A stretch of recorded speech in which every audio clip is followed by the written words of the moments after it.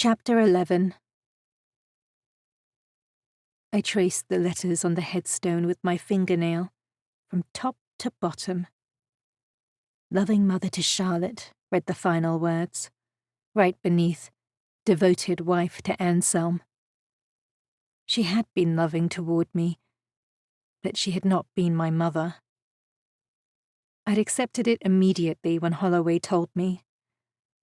Perhaps it was the numbness of shock, or perhaps I'd given up thinking he cared for me long ago. But now, sitting on the grass near my mother's grave, I felt like my chest had opened up and I was bleeding over the ground. She'd loved me during her lifetime, I'd felt sure of that. And yet what if she'd lived to see me perform my necromancy as he had done? Would she have continued to love me regardless? Or would she have called me names and cast me out too?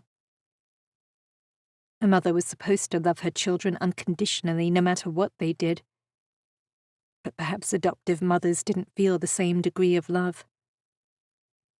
It felt so strange, sitting there, as I'd done so many times before, and yet this time, I felt more alone than I ever had. I used to have her memory for warmth, the feeling that I had once been loved. But now, I wasn't entirely sure of that love. It was like mourning her loss all over again. Fighting tears, I scooped up a handful of dirt and sprinkled it over her grave. Something moved behind me. I sprang to my feet, but it was only Fitzroy, standing as still as the angel statue marking a nearby grave. I quickly turned away and dashed my damp cheeks with the back of my hand. "You made a noise," I told him. When he didn't answer, I added, "Just now, you made a noise as you approached. Usually I don't hear you coming." "I know," was all he said. "How did you know where to find me?" I hadn't told anyone where I was going upon our return to Lichfield. Seth and Gus had dropped us at the front door, and then taken the horses and carriage to the stables. Fitzroy had said something about speaking to Cook. I'd wanted to visit my mother's grave, so I just walked out. It wasn't until I'd arrived at the cemetery that I wondered if he would assume I'd run away. I asked a groundskeeper for directions. He boasted that he knew the location of every grave. Seems he knew this one. I mean, how did you know I'd be at the cemetery? I guess. I looked down at the headstone and the words, "Loving mother to Charlotte." She was ill for a long time and stipulated what she wanted on her headstone. It was completed before her death, before I displayed my true colors. I'm surprised he didn't have another one made, one that leaves off that line. Headstones are expensive. His won't say loving father, of that I'm quite sure. I pointed down at my feet. He bought the plot next to hers when it became clear she wouldn't survive. Their headstones will be side by side, but they won't match now. It'll look odd. He didn't respond, but I hadn't expected him to. I was rambling, trying to fathom what it all meant for me. A few hours ago, I'd had one living relative who hated me. Now I didn't even have that. I wasn't sure if I was better or worse off. I supposed nothing had changed. I was still on my own. Historians will wonder about the discrepancy in years to come, Fitzroy said. I blinked at him. What an absurd thing to say. Yet he was right. It would be confusing for anyone unfamiliar with the story. I smiled, despite myself. "If you want to stay longer, I can wait," he said. "You shouldn't be out alone, not while Frankenstein is after you." He wouldn't know where to start looking. He arched one brow and glanced at the headstone. Oh, yes, of course. I wasn't thinking. I rubbed my forehead. I felt exhausted, despite doing nothing all day. It would seem learning one was adopted was a trying experience. I'm ready to go now. I walked away from the grave and did not look back. Luncheon will be ready upon our return, Fitzroy said as we walked through the cemetery gatehouse. I'm not hungry. After a moment, he said, Cook will be offended if you don't eat. Cook knows I don't have a large appetite. And since when do you care if he's offended or not?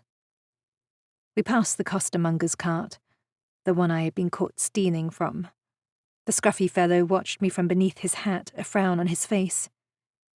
Surely he didn't recognize me now. I frowned back, and he quickly set about rearranging a pile of wilting lettuces. Fitzroy and I walked back toward the house in the sunshine. It was a pleasant day, although clouds crowded on the horizon. I found it difficult to appreciate the sun, however. My mind still felt like it was stuffed with cotton wool. I wonder if I'm an orphan, or if my parents are alive, I muttered, more to myself than him. If they are, it's likely they couldn't care for you. Mothers have to give up their babies all the time.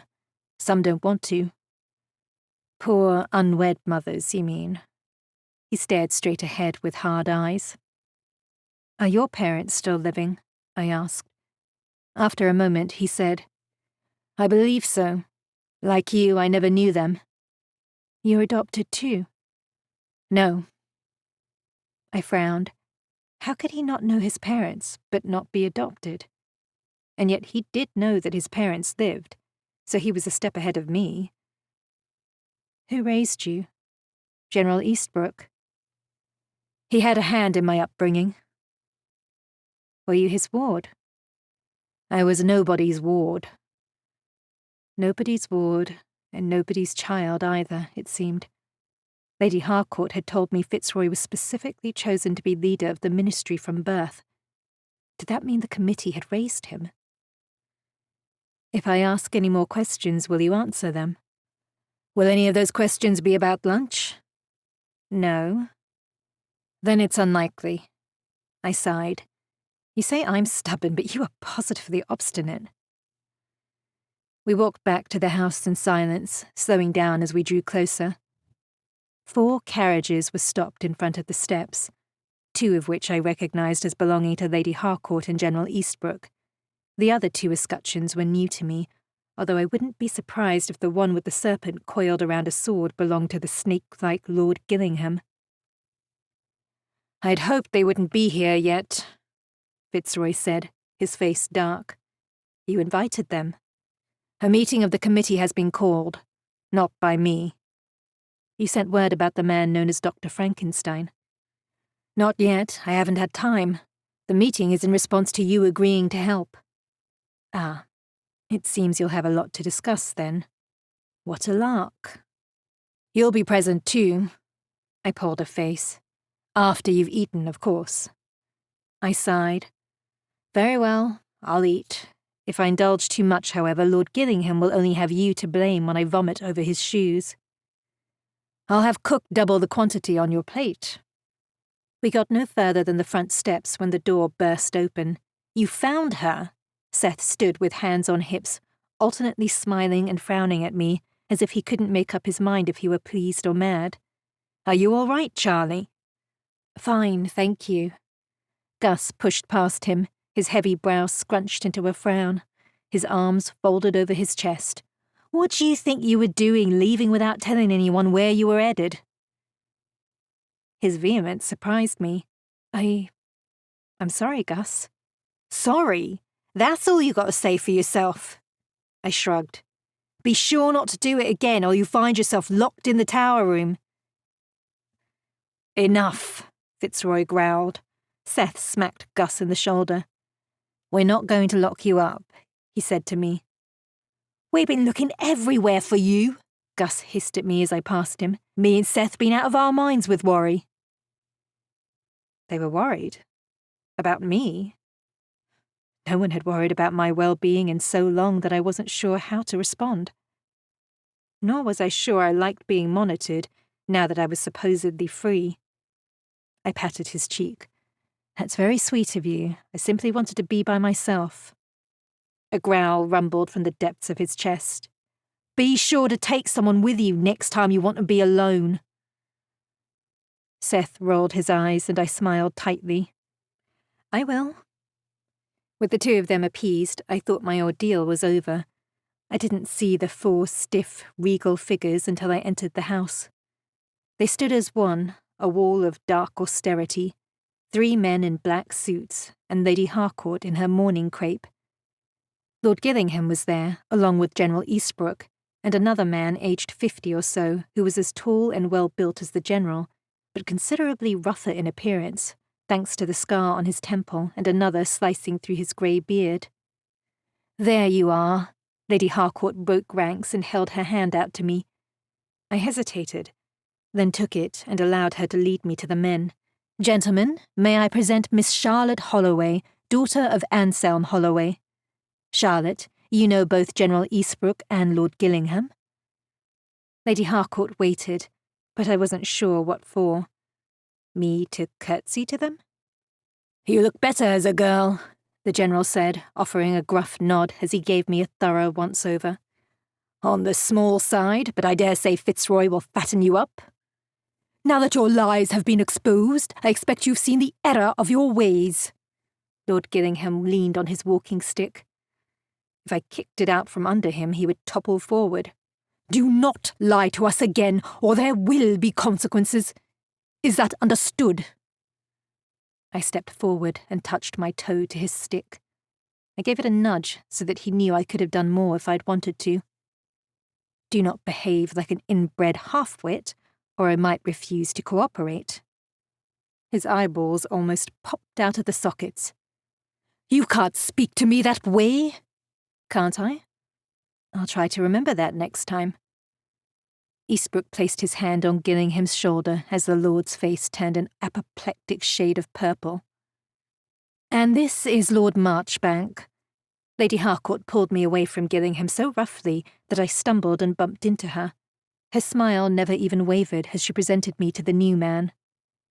Another lord. I thought the scarred man was an old soldier, but it seemed he was just another tosspot like Gillingham. My opinion was confirmed when he didn't offer me a smile. He merely looked down his crooked nose and said in the blandest voice, Miss Holloway. My lord, I said in the same bland voice. He met my gaze with a somewhat cool one of his own, but there was no obvious animosity in his eyes as there was in Lord Gillingham's. He seemed indifferent. Indifference was fine with me.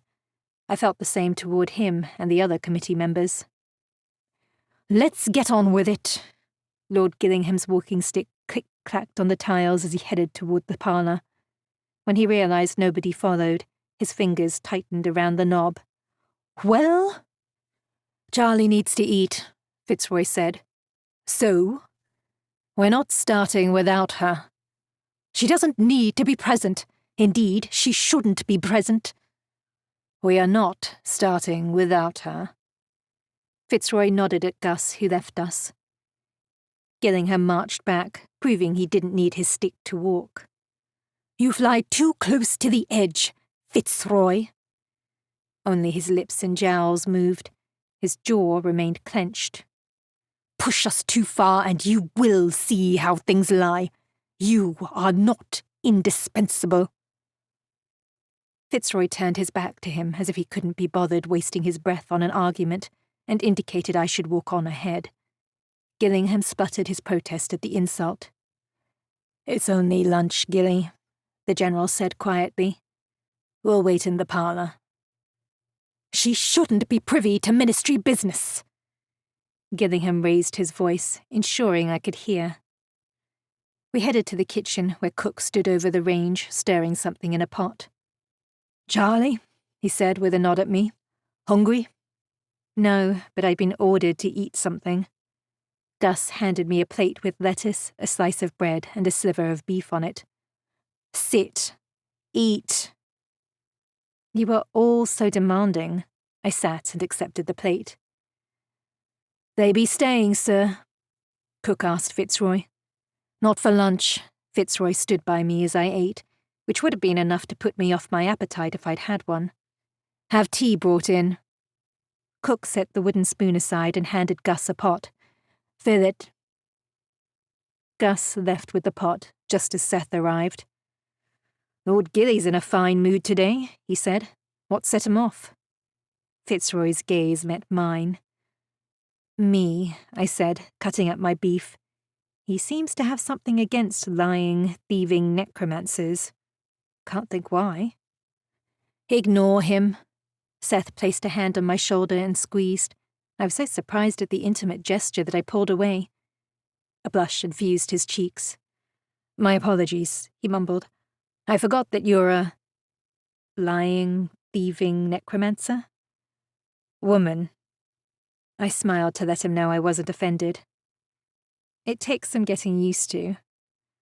I wanted to tell him that his touch hadn't upset me, just that I wasn't used to it. However, there seemed no easy way of broaching the subject, so I remained silent. I finished my light lunch, including the scoop of jelly afterward, and joined the committee members in the sitting room with Fitzroy at my side. He even remained standing by me as I sat. He must think me at risk of running off again. "How much have you told her?" Lord Gillingham asked, before anyone had even taken a breath. "Everything she needs to know," Fitzroy said. "Is that wise?" "Yes."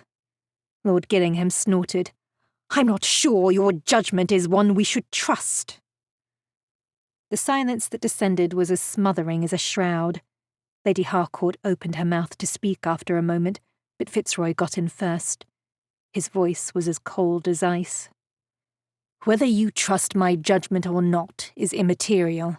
Charlie is an integral component of my plan, and she must be kept informed. You are not integral to any part of my plan. If you disagree with my decisions, see yourself out. My men are busy." Gillingham's jaw dropped like an unhinged trap-door. "I say, you dare speak to me in such a manner?" "May we please discuss the situation?" Lady Harcourt looked distressed, and I felt a little sorry for her. These gentlemen were her peers, perhaps her friends, and Fitzroy her lover. It put her in an awkward position, particularly as the only female member of the committee. Not for the first time, I wondered how a beautiful young woman had ended up part of the body that oversaw the Ministry of Curiosities, particularly now that I'd met the final member, another aged lord. "See how he repays you, General?" Gillingham crossed his legs and settled into the armchair. "You should have had him disciplined more as a child." Lady Harcourt, sitting beside me on the sofa, stiffened and pressed her gloved hand to her lips. "That's enough, Gilly," Lord Marchbank said. "You're upsetting the ladies." "Lady," Gillingham muttered. "There is only one present." I sighed. This was going to be a long afternoon. "Tell us about Charlotte Holloway, Lincoln," the General said quickly. "How did you learn the boy, Charlie, was in fact her?" Fitzroy told them how he'd traced me back through the years, then went on to inform them that I'd seen a man visit my father. He finished by telling them the vicar had revealed the full name of the man they sought. "Then you know where he lives?" Lord Gillingham said. "I've not had time to investigate." Gillingham looked as if he were about to chastise Fitzroy, but a glare from Marchbank kept him quiet. "Good progress," said the General. "We're very pleased. Having a name at this point is more than we'd hoped for." Seth and Gus had entered with the tray of tea things during the speech and now served cups to everyone. Seth also took one, but Gus did not. He fell back to the door, removing himself from our presence. Only Gillingham eyed him as if he didn't belong in the parlour. Seth, however, escaped his snobbery. Lady Harcourt touched my hand. "Your assistance has already proven valuable. Thank you, Charlie, on behalf of not only the Ministry, but the entire realm." "The Empire really is in danger from this man?" I asked. "Yes, unfortunately. If he manages to reanimate an army of superior bodies, then we are all at his mercy." "He will turn that army on the members of Parliament," the General said. "That includes the three of us." He indicated the three gentlemen. "And the court too would be in danger," Lady Harcourt finished. The Queen and her family are vulnerable to an attack from someone intent to do harm. How do you know that's his intention? You know him to be a murderer, but committing treason is another crime altogether. That is none of your affair, Gillingham snapped. Leave these matters to your betters. You wouldn't understand them. Gillingham, the General snapped, you forget that we need the chit's help. Do we? Gillingham drawled. We have the man's name. Fitzroy doesn't need her to find this Frankenstein fellow.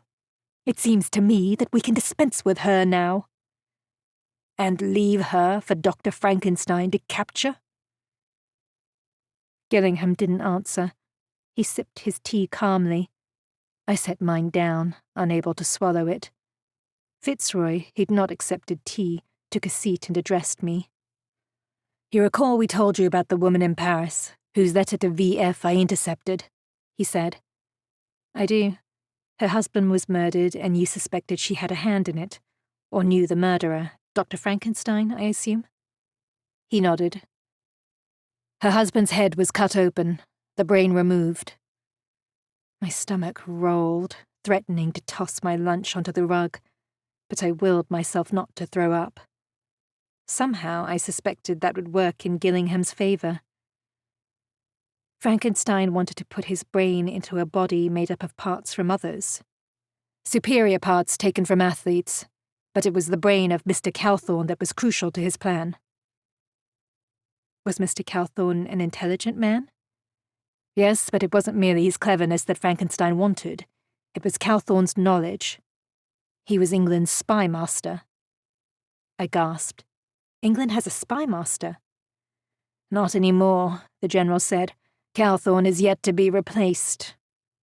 You ought not to tell her all that, Gillingham sniffed. If this information gets into the wrong hands... Calthorne is dead, Marchbanks said. All the girl knows is that England has a spy network. Our enemies already know that too, it's hardly news.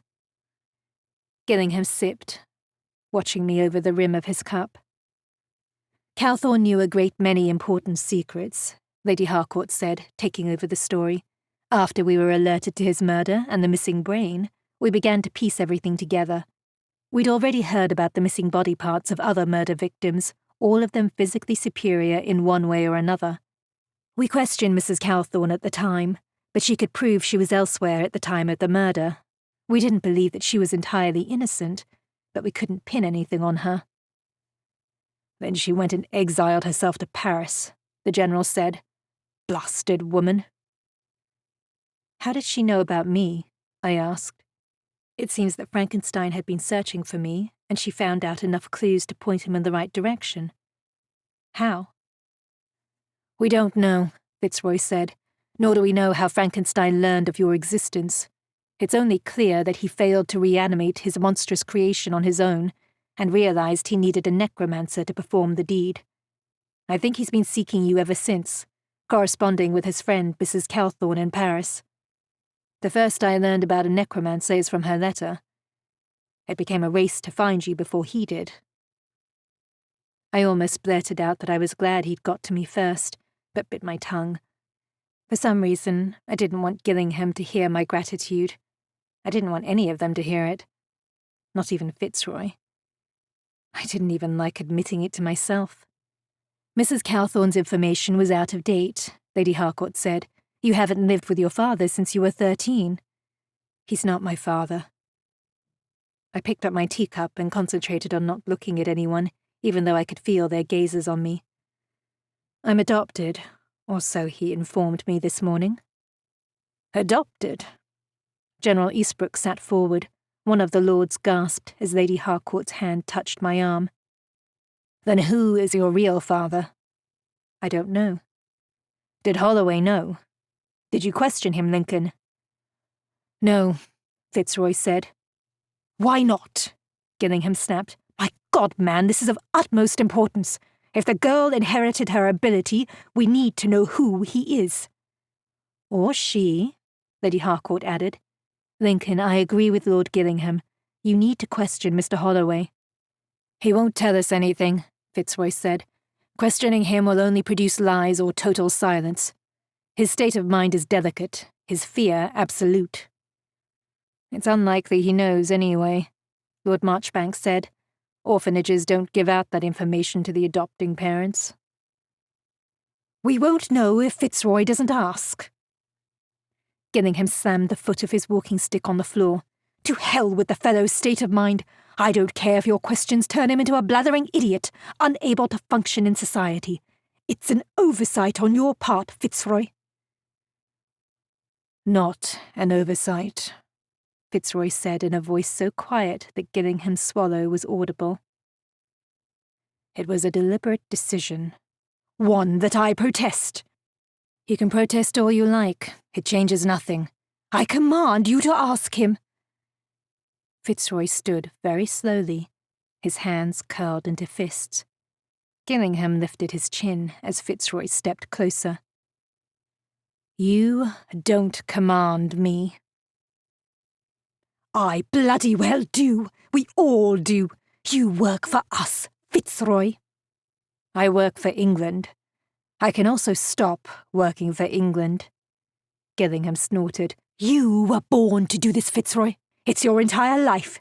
You won't leave. Several moments passed in which I expected Fitzroy to either deny it or punch Gillingham in the nose. He did neither. If you disagree with my decision, you're welcome to question the vicar yourself. Gillingham's gaze slid away, and his hands increased their rapid rubbing over the head of his stick. Don't wish to get your hands dirty, I see, Fitzroy said. Gillingham's fingers flared, then closed around the knob again. He pointed his stick at me. I wager her real parents were sewer rats just like her. Breeding always reveals itself in the end, you know. Bad blood breeds only more bad. Fitzroy's knuckles turned white. I'm famished, I said quickly, rising. Unless I'm needed, I think I'll find something to eat in the kitchen. Seth set down his tea. I'll escort you. Gus? Gus shook his head and nodded at Fitzroy. Fitzroy, however, took a step back. It wasn't until Gillingham tugged on his tie that I realised he'd been anxious. Lady Harcourt clasped my hand before I walked off. Everything will be all right, you'll see. I'm not worried, I said with a shrug. And I wasn't. I didn't care if Fitzroy gave Gillingham a bloody nose. I just didn't want to see it. You ought to be, Lord Marchbank said. Of everyone here, I'm the only one who saw the crime scene. I know what this Dr. Frankenstein is capable of. He was right, and I should have been more concerned about the murdering doctor. He wanted me, and he seemed desperate enough to go to great lengths to get me. Was that necessary? Lady Harcourt said to Lord Marchbank. You've scared her now. Good. Fear will keep her safe. He was correct there. It was a sentiment that had helped me get through 5 long, hard years relatively unscathed. I hadn't decided whether I liked Lord Marchbank. He spoke less than the others, only talking when he needed to impart an important point. In that, he reminded me of Fitzroy. It was a trait that made it very difficult to read either man. Gillingham pushed himself to his feet. Good day, gentlemen. Lady Harcourt.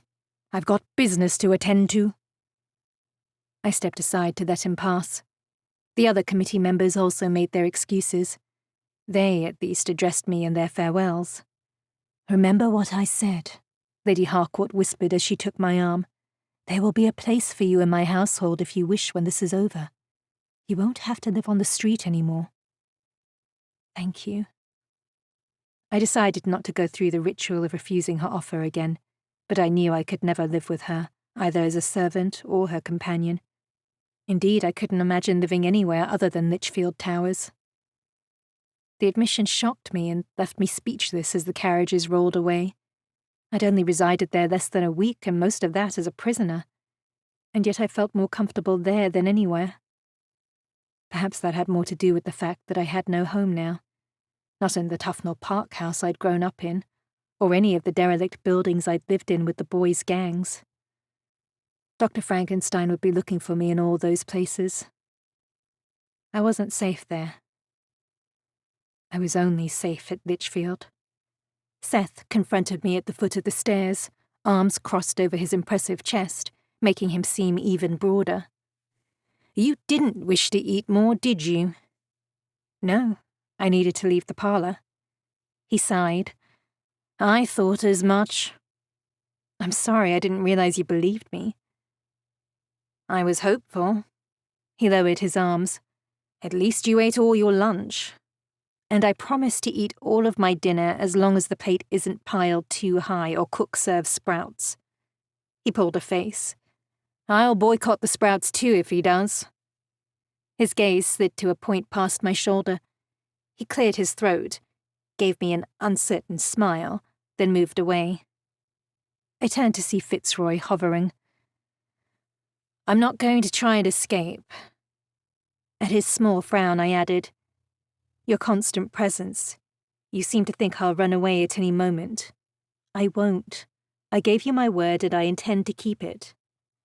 I never doubted it. Still, he did not leave. Is there something you wish to speak to me about? No. He went to walk away but stopped. Yes. Are you comfortable here? Is there anything you require? I'm not sure. I haven't resided here as a free woman for very long yet. At his blank face, I added, I have everything I need for now. Thank you. It was a strange, awkward conversation, which seemed to be leading on to a further question, perhaps the one I suspected he truly wanted to ask, yet he merely said, I will be out all afternoon, searching for Dr. Frankenstein. Without me? Your presence isn't required. I suppose not. I was relieved on the whole, yet a part of me wanted to go with him, or wanted, at least, to be with him. I forced myself to walk up the stairs. I didn't like my growing feelings for someone who'd kidnapped me without qualms and held me prisoner until I'd made myself useful. I doubted he thought about me in the same way I thought about him. He'd certainly given no indication that he did. Such an imbalance of feelings between two people was never a good thing. I read a guide to the spirit world in my small sitting room and learned more about my power in 30 minutes than I discovered in 18 years. Most of it chilled me. A necromancer was different to a spirit medium, in that mediums could only speak to ghosts that had decided to remain and haunt their place of death. They could summon spirits into the living body of another through possession, but the spirit had a will of its own and a medium could not control it. A necromancer could raise a spirit that had already crossed over and control it. Any spirit, no matter how long ago they'd died. The spirit could go anywhere in its ghostly form and not be confined to their place of death. That made necromancers much more powerful. Frighteningly so. The only limitation was that a spirit raised by necromancy couldn't be placed into a living body, only a dead one. The book didn't specify whether the body had to be its own or could be any cadaver. I reread the page 3 times, then shut the book and folded it against my chest. It seemed I'd only scratched the surface of my capabilities so far. What unnerved me was that Fitzroy already knew this information, and so perhaps did the others. It was no wonder he wanted to keep me away from madmen and evil ones. I set aside the book and read a novel to lighten my mood until Gus and Seth coaxed me outside for a walk. I'd been surprised to see them, having assumed Fitzroy took them with him in his search for Frankenstein. If Fitzroy finds him, do you think he'll confront him alone? I asked as we ambled through the orchard. Seth, who'd been striding ahead, slowed to a walk alongside me again. He might. That's rather foolish. He ought to have you two as support. He don't need us, Gus said, picking off an unripe apple and throwing it at a trunk. It missed. Fitzroy works better alone, Seth clarified, especially when he's following someone. We ain't that bad. No, but he's better. If he's following you, he said to me, you'll never know it. A hunting cat makes more noise than death. I could attest to that all too well. What do you know about him? His background, his family. Where is he from? Wouldn't know.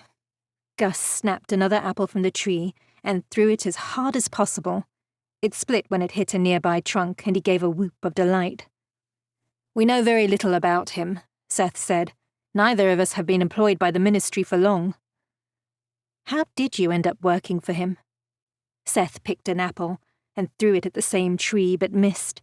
Gus snorted. We'd stopped altogether, both men distracted by their sport. I thought they wouldn't answer my question, but after 3 misses, Seth did. "I found myself at a loose end one evening.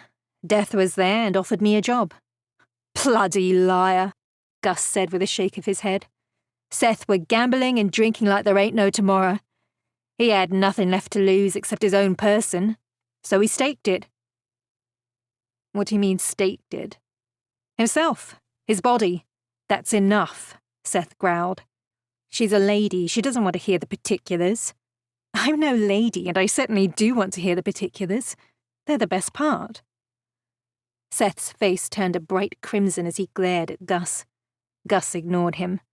"Some old fat lord took the wager, said his wife would like to lie with a young handsome fellow again." He leaned closer to me, his grin splitting his face. "Only I think the old lord wanted Seth for himself. The look on his wrinkly face when Seth removed his shirt to prove I did not remove my shirt." Seth rolled his eyes. "It's not true, Charlie. That part isn't, at least. Anyway, how would you know, Gus? You weren't there." "You told me, you blathering idiot. That first night you arrived at Litchfield feeling all sorry for yourself, you got rollicking drunk and tossed up your guts and your story." "That doesn't explain how you wound up here working for Fitzroy," I said. "So you lost to the Lord at cards?" "Got soundly beaten," Seth said. "Fitzroy was there and offered to pay my debt in exchange for coming to work for him." "The gentleman accepted?" "Not at first, but Death offered him a large sum." Seth puffed out his chest. "He realized my worth." "Realized how desperate you were," Gus said, pulling off another apple. "You were available at just the right time, too, and had some skills he could use." He slapped his colleague on his brawny shoulder. "He ain't just a pretty face, Charlie. He can shoot straight and bare-knuckle box with the best of 'em. I saw him defeat Toothless Tom in the ring." "Why were you fighting in a bare-knuckle boxing match?" I asked Seth. "It's not the sort of thing a toff does." Attending the illegal matches was, but I'd never heard of one actually getting his hands dirty. "I like to fight," Seth said with a shrug. "He were desperate and the pay were good. Everyone in the city came to see the toff in the ring, including me and maybe Death. That's probably where Fitzroy first saw him." Gus threw his apple, not at a trunk but in the middle distance. Seth picked off another and threw it in the same direction. It passed Gus's. He gave his friend a smirk. Gus took that as a challenge and got another apple.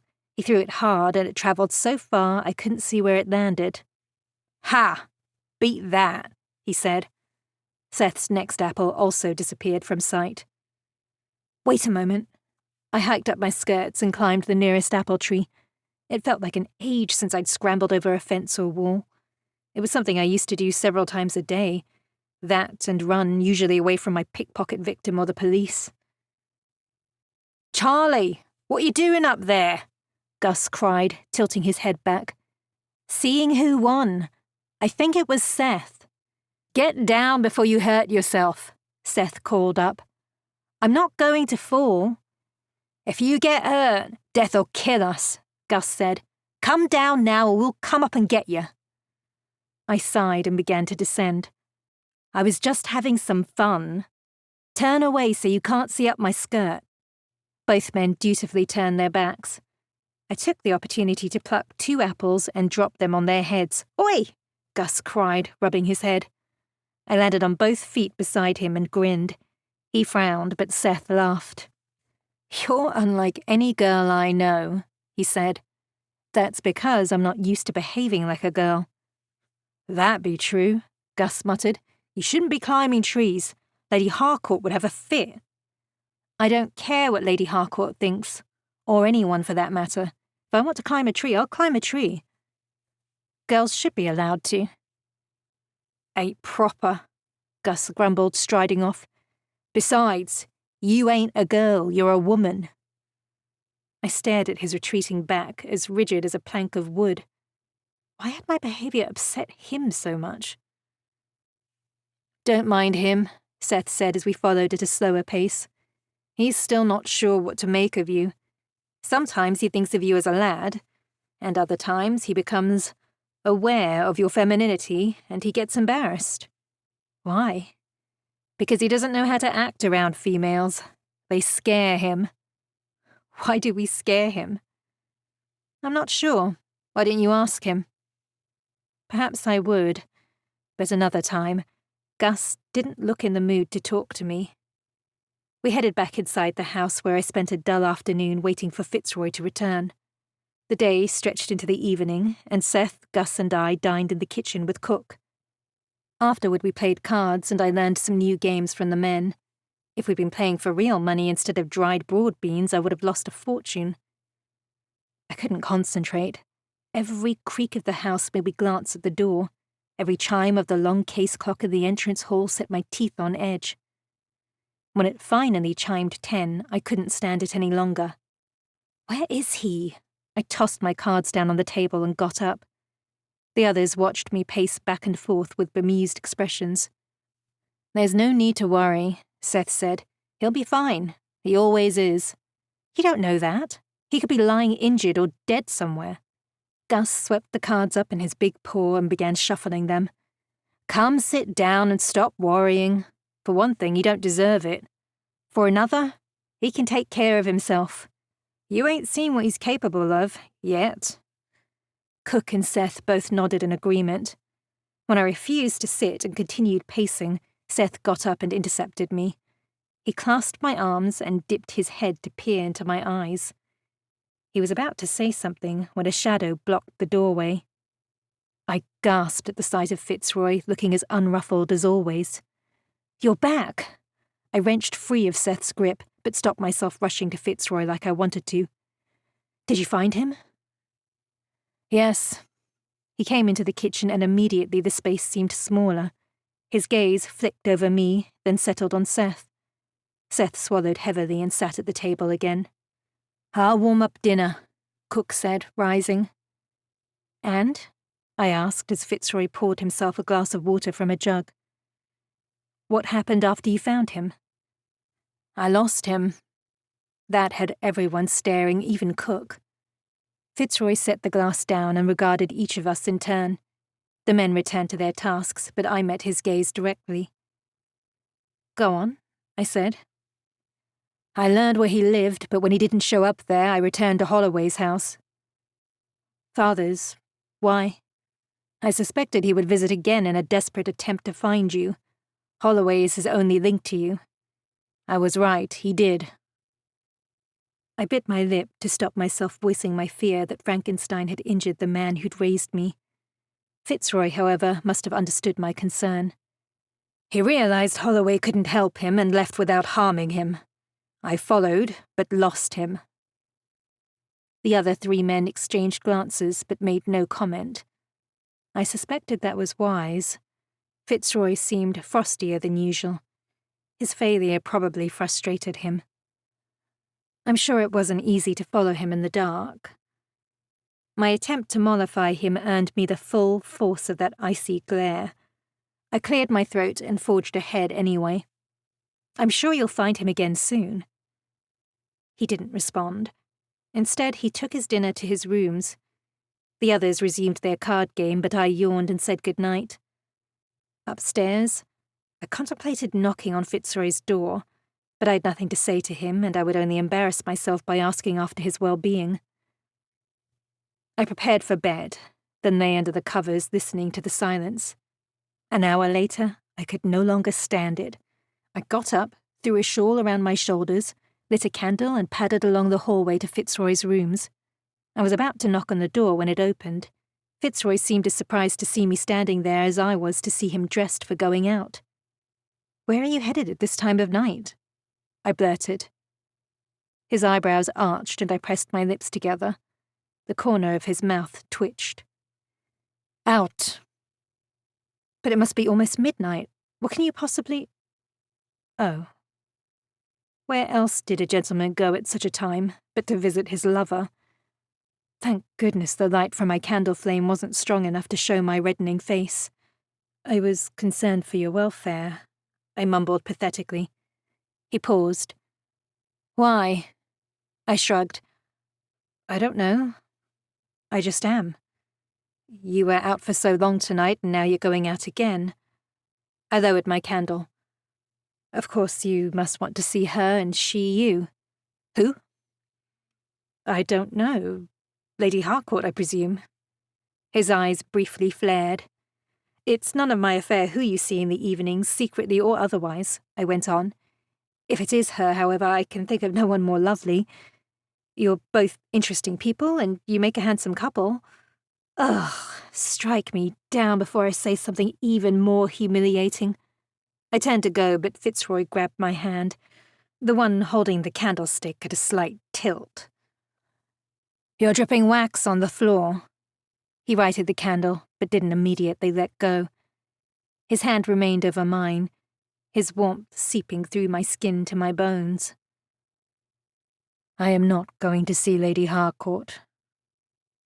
He spoke softly, his voice a deep purr. Oh, I said on a breath.